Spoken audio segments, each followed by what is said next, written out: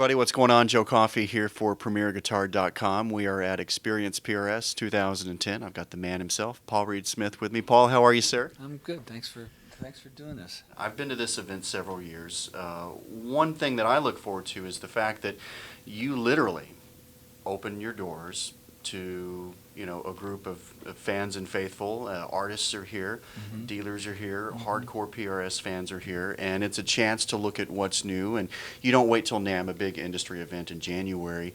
There are still always some surprises at NAMM, but you're not afraid to in September say, okay, in the coming year, check out all this new stuff. It's a really cool time to be here as a PRS fan. I hope so. It was our 25th anniversary this year, and those models were supposed to end today because we released them a year ago, as you remember, right? But it kind of died in April. We didn't have anything.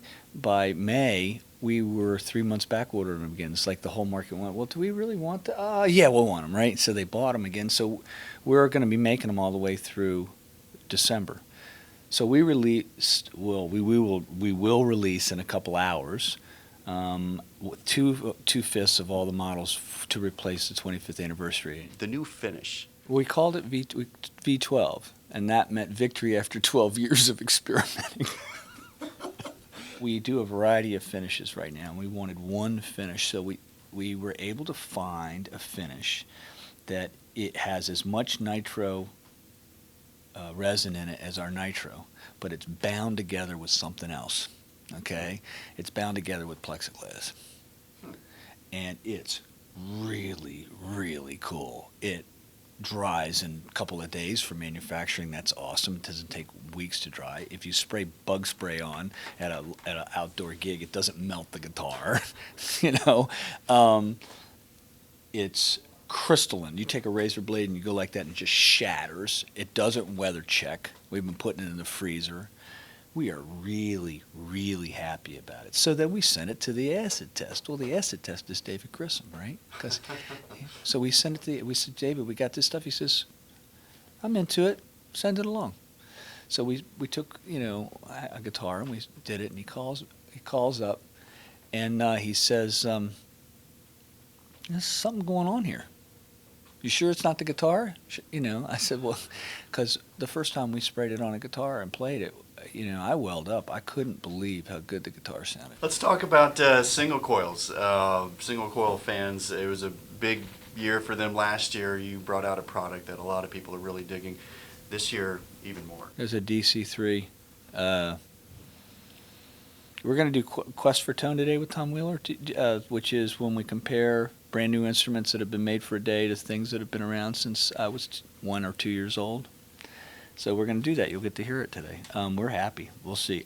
It would be a very frightening event if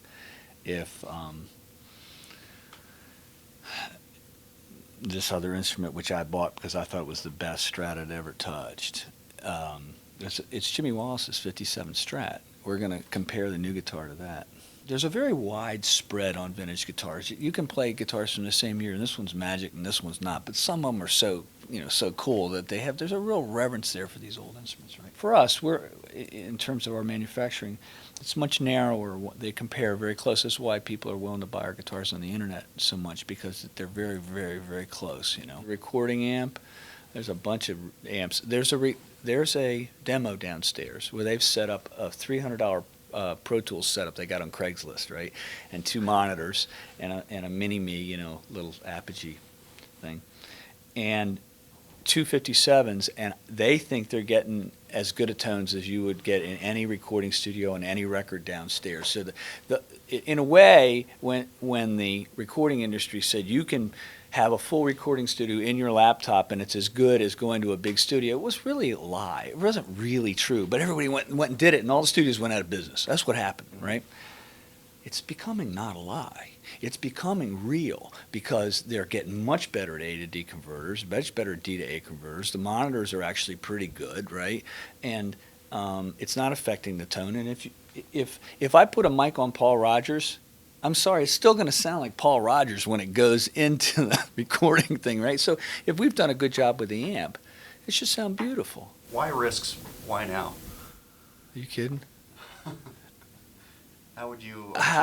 There's 250 people work here. We don't take risks. We won't have jobs for them. Look, a bureaucrat is somebody who needs a report to cover their ass. Okay? An academic's paid regardless of results. Right? In some cases not. But, you know, an entrepreneur has to earn enough money to make sure their employees have a job the next day. Jack or Becky or any of the people here, I say, we're going to be doing this. They go, you got to be kidding me. So what choice do we have? Because if we get through the risk and we win the confidence of the people watching that you've done the right thing, yeah, but what if it goes wrong? Well, oops. Most violin makers, guitar makers, they don't get good till they're in their 50s. They just, you know, they experiment and experiment and experiment and experiment, and then they finally do the same thing over and over again. And that's kind of what's going on. If you think about how much experimenting that Fender and Gibson did in the 50s, I mean, they changed things constantly, right? You know, a 53 Telly's wired different than a 52 and a 55. And for Leo us, wrote off the Telly. There was a point where he was like, "This sucks." Did he really? Yeah, I didn't know that. yeah. I can't imagine him using the word sucks. I remember he said some things. But yeah, I know what you mean. I mean, just They constantly. were constantly changing, and we do that here. And everybody goes, "Why are you doing that?" I'm like, "Isn't that the way it's done?" You know, it's the way it's done. It's the way it should be done, right? But Stradivari experimented, and then at one point he started just doing the same thing. Any final thoughts for the Gearhead faithful out there as we launch into another new year of PRS products? And if I did my job right, I would talk about all the new stuff, and you should go check it out. Nah. You remember the movie Iron Man? He goes, "Nah, I'm Iron Man," right? I love that because it was so irreverent.